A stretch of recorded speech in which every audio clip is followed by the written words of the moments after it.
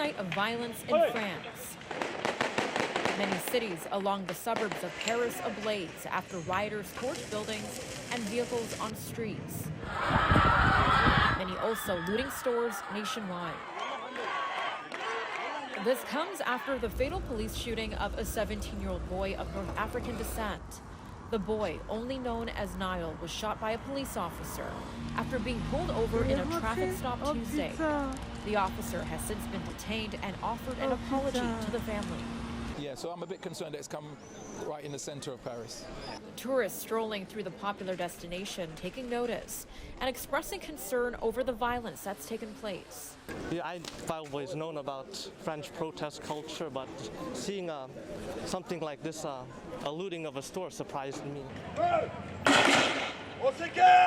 According to French authorities, more than 200 police were injured and 875 people arrested overnight.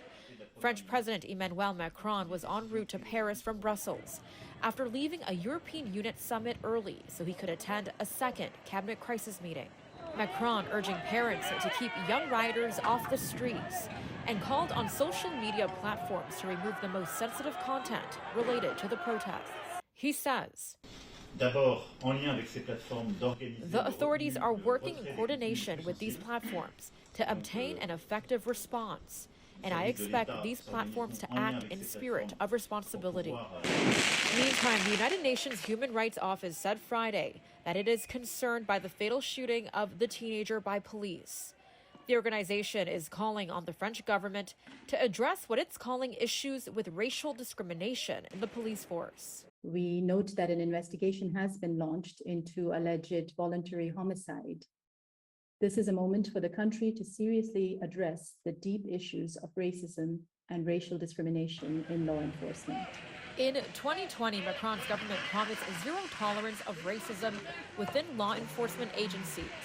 Many rights groups, however, allege that there is systemic racism inside law enforcement agencies in France, a charge Macron has denied. Nakhavoly, City News.